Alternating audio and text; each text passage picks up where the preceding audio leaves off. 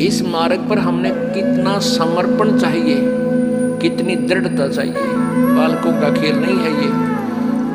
हम एक तो स्वार्थवश लगे रहे, दो चार काम हो गए, एक कार्य नहीं सरा तो मन में दोष आ जाता है, कोई लाभ नहीं हुआ। हमने टारगेट जो बना रखा होता है, अगर वो हो जाए तो हम समझते हैं भगवान ने ठाठ कर दिए। और हो सकता है जिस उद्देश्य से आप परमात्मा से डिमांड कर रहे हो और वो वस्तु आपके लिए आने वाले समय में आपके लिए हानिकारक हो, तो परमात्मा वो आपको देगा नहीं, वो नहीं देगा यदि आप भगवान से की शरण में हो। और आपको वो नहीं देगा क्योंकि मेरी आत्मा को ही बर्बाद कर देगा, लगे लगाए पौधे को नष्ट करेगा। और आप ये सोच लेते हो परमात्मा ने ये हमें लाभ क्यों नहीं दिया, और आप भगवान से दूर हो जाओगे तो आपका दुर्भाग्य होगा। इसलिए ये रह रह कर ज्ञान दिया जाता है कि आप रोगी हो और ये हॉस्पिटल है जन्म और मृत्यु के रोग को काटने वाला। ये वो दीर्घ रोग है जो ना ब्रह्मा से कट सकता, ब्रह्मा का अपना नहीं कटा। विष्णु जी को भी ये रोग है, ब्रह्मा जी को भी रोग है, विष्णु जी को भी मृत्यु का जन्म मृत्यु का रोग है। इस ब्रह्म को भी जन्म मृत्यु का रोग है, पर ब्रह्म को भी है। केवल एक परम अक्षर ब्रह्म है वो परमात्मा, जो जन्म और मृत्यु के रोग को काट सकता है। और वो ये हॉस्पिटल है बरवाला आश्रम, सतलोक आश्रम बरवाला। यहाँ पर उस दीर्घ रोग का ऑपरेशन होता है। अब सच परमात्मा के दरबार में आप आगे, जैसे आप हॉस्पिटल चले जाते हो, आज हॉस्पिटल में जाके आप डॉक्टर को अपना रोग बता देते हो, डॉक्टर अपनी जांच करके क्लियर कर लेता है कि हाँ आपको ये रोग है, फिर वो आप कहते हो जी ट्रीटमेंट कर दो।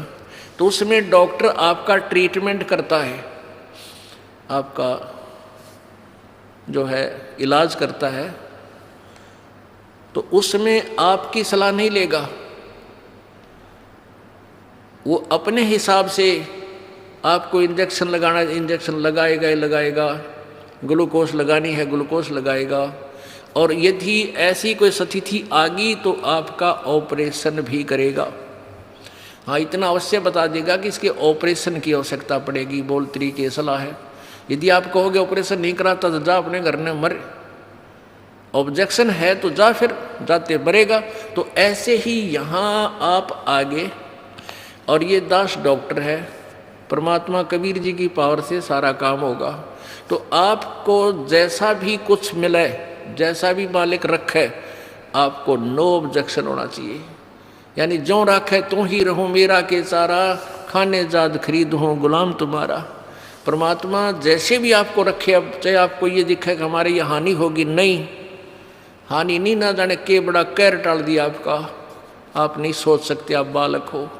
एक 2000 10,000 रुपये की हानि में आपका 10 लाख का नुकसान मिटा टाल देगा परमात्मा।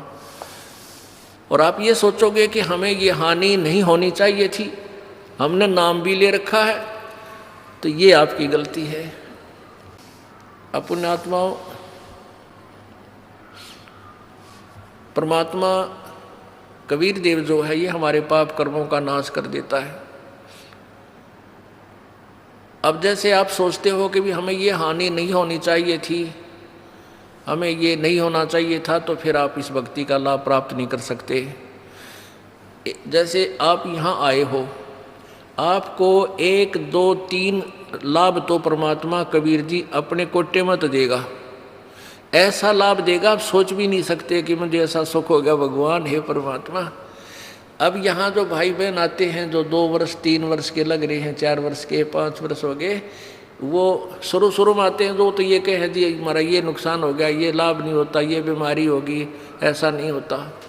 2 वर्ष के बाद जो सच्चे दिल तो लगते हैं, नाम खंड नहीं करते, 2 वर्ष के बाद उनके पास जुबान नहीं रहती, हमके मांगा भगवान तो बिना मांगे देने लग जाता है, इतना सुख दे देगा आपको। अब वो जो नए नए आते हो तो अपने दुख बताते हैं, और उनको क्योंकि आपके पिछले पुण्य नहीं थे, बैटरी चार्ज नहीं थी, तभी तो आपको दुख हुआ, आपके प्रारब्ध में वो पाप थे। अब परमात्मा ने आते ही वो पाप काट के आपके सुख लिख दिए, तो अपने कोटे से आपको दिया। फिर आपको कहा जाता है कि बेटा बच्चा बेटी अब तू भक्ति करके ये अपनी कमाई स्वयं कर। एक दो सुख तो इसलिए दिया जाता है कि ये पहचान लेके भगवान है यहाँ पर, और फिर आपने स्वयं अपनी मजदूरी करनी पड़ेगी, तभी तुम सेठ होगे। तो यहाँ आते हो, जैसे कोई भक्त आता है, पहले तो आप सच्चे दिल से शुरू में लगते नहीं। यदि आप शुरू से ही समर्पण कर दो और छोड़ दो सब पूजाओं को, देखना आपके ऊपर 1 वर्ष के अंदर वारे न्यारे कर देगा भगवान, लेकिन नहीं कर पाते। उसके लिए काल ने हमें कैसे बांध रखा है, जैसे एक परिवार में एक आदमी नाम ले लिया एक व्यक्ति ने, और 5 व्यक्ति अनुपासना करने वाले, तो आपके नियम को वो खंड करवा देते हैं, और फिर आपको हानि होनी बराबर रह जाती है, वो लाभ पूरा नहीं मिलता। फिर आपको समझाया जाता है, दृढ़ किया जाता है कि ये पूजाएं मत कर, अनुपासना नहीं करनी है। परमात्मा कबीर जी कहते हैं 100 वर्ष तक सतगुरु पूजा, एक दिन अनुपासी, वो अपराधी आत्मा फिर पड़े काल की फांसी। 100 वर्ष आपने साधना कर रखी है, परमात्मा की साधना, सत्य साधना, एक दिन अनुपासना कर ली, अन्य देवी देवता या क्रियाक्रम कर दिया, तो तेरा सारा नष्ट हो जाएगा। वो अपराधी आत्मा फिर पड़े काल की फांसी, यानी वो पिछला किया हुआ नष्ट नहीं होगा, लेकिन काल के जाल में फंस गया, नाम टूट गया, और काल फिर तेरे पिछले पुण्य के आधार पर तुझे नचाएगा, स्वर्ग में देवता बना देगा, ब्रह्मा विष्णु महेश बना देगा, पदवी दे देगा, फिर आपकी मलाई जो बैटरी डिस्चार्ज हो जाएगी, फिर गधे की योनि दे देगा, यानी काल की फांसी में फिर रह गया। तो ये साधनाएं आपने जो हम बताते हैं, शुरू में ही प्रारंभ से ही दृढ़ निश्चय करके आओ, और सब आप अनुपासना को और सब मर्यादा जो आप हमारे नियम को भंग करती हैं, इनको तुरंत त्याग दो, और फिर देखना। अब जैसे कोई भक्त आता है अनजान, जो ज्ञान नहीं समझ रहे, वो कहते हैं जी मेरे को ना 4 महीने हो गए नाम लिए ने, मेरे को 10 महीने हो गए और मुझे कोई लाभ नहीं हो पा रहा, मैंने पाठ भी करा दिया, ज्योत भी बोल दी। उसके 2 कारण हो सकते हैं। एक तो ये है कि आपने बीच में कोई नाम खंड किया है, या आपका नाम खंडित है। जब नाम कनेक्शन कट गया तो पावर आएगी नहीं, तो बिजली नहीं आएगी, तो आपके पंखे चले ना कूलर चले।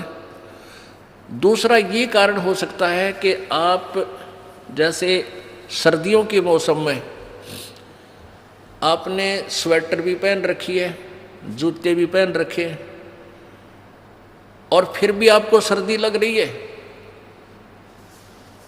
तो क्या कारण है कि सर्दी घनी है। सर्दी घनी है तो उसका क्या उपाय है कि जर्सी और पहन, और जर्सी से भी सर्दी लग रही है तो कंबल और ले।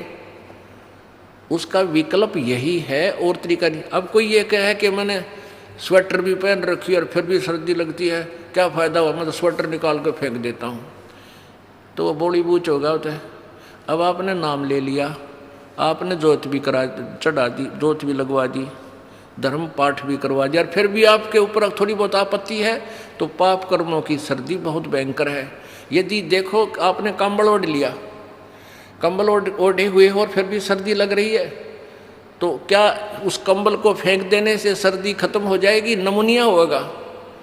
कंबल ने जितना उसकी क्षमता थी उतना प्रोटेक्शन आपका कर रखा है। अगर ये कंबल भी ना होता इतनी सर्दी में तो नमूनिया हो जाता आपको। तो ऐसे ही आपके ऊपर पाप कर्मों की सर्दी घनी है, और इतना कुछ धर्म करने के बाद भी थोड़ा बहुत ठूं ठा कितना हाथ पाँव ठंडे हो रहे हैं, तो क्या नाम छोड़ देने से आपको लाभ हो जाएगा? वो नाम रूपी कंबल को फेंक देने से, धर्म रूपी कंबल को फेंक देने से आपको हानि होगी।